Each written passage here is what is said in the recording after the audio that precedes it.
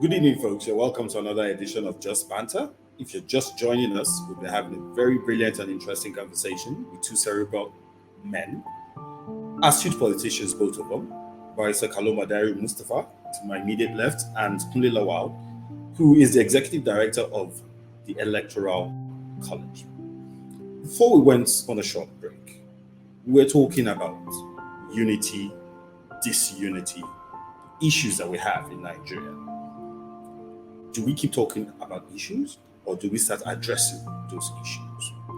Now, do believe that both men are very, very capable of doing something about the status quo that we have found ourselves in Nigeria. You have the issues of corruption, the issues of poor education, the issues of abject poverty. These issues are not rocket science. But why do we keep on getting it wrong? Why do we keep doing the same things over and over and over again? Is it the Constitution? Or is it a case of we lack competence when it comes to governance? Now, I'll start again with you, KUNLE LAWAL. You set up the Electoral College, or you're one of the initial founders of the Electoral College. Something must have occurred to you before you decided to go or take that route of setting up the Electoral College. You have vast knowledge. You've been to most places in Nigeria. When you set up the likes of the Electoral College, how do you think the Electoral College can make an impact in Northern Nigeria, for instance, where you have the issue of poor education or poor educational infrastructure? I would not like to say Northern Nigeria has poor education. What I think it has is poor application of education, which is a whole different matter. Okay. So while setting up the Electoral College, a few things were key, and let's remember that when you're looking at such a society as Nigeria, you must be kind of holistic. Now we'll come back to the Northern Nigeria point. So you have to be holistic. There are the key things that are a problem across the nation. And like you said, one of the key things you mentioned while talking just now was that unity in Nigeria is a problem. And I, while running for office at the time I ran for Senate, thought that if we decided to focus on state of residence instead of state of origin, we might be able to dilute, not in this generation, but along the line, 10, 20 years, might be able to dilute what already exists. Now, coming back to Northern Nigeria, the education given in Northern Nigeria, or the educational system generally in Nigeria, has been how would I put it, spoon from the federal. Some things are not core to a particular community and how it thinks. Okay. So let me explain. Growing up in Zaria, one of the first things you learn is the historical background of Bayajida Katsina, and you understand the rich history of the town of Zazzau. But this does not come from school.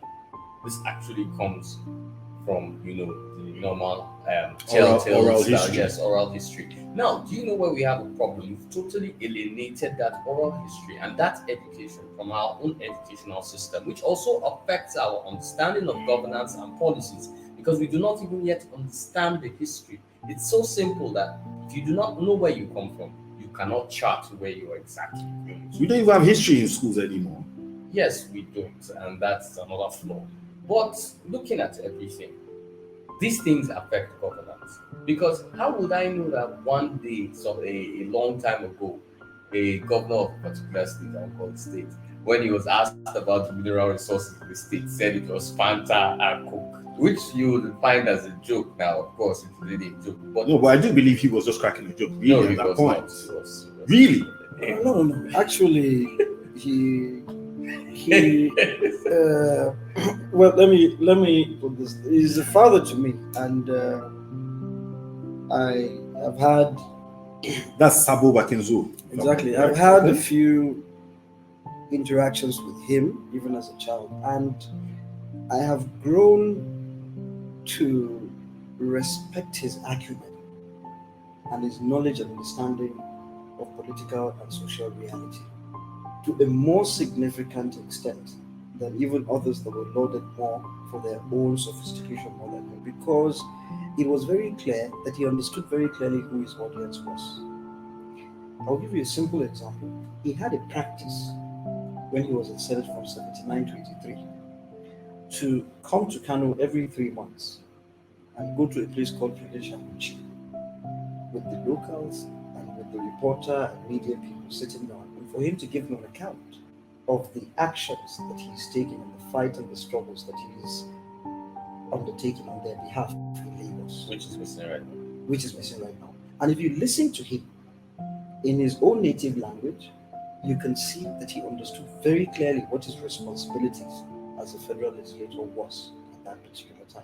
And remember again, he also understood exactly how to communicate with his people and try to build consensus on Which is what governance and political activities ought to be about. In fact, the record shows he was touted as the politician in Nigeria, in the Second Republic, that made the most effective use of the radio as a means of political communication in the country.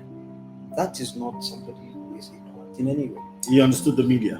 Not only the media, he understood what his own role was, even in society. It was not a question of having the certificate to back it up or the sophistication on the base of the Western system. He didn't have that. This was someone who was constantly reading through the laws of Nigeria and the Constitution and asking questions to those who knew. So, if the lack of a certificate on his own part constitute I understand. But Nigeria generally is not based. I've never believed that governance is based on education.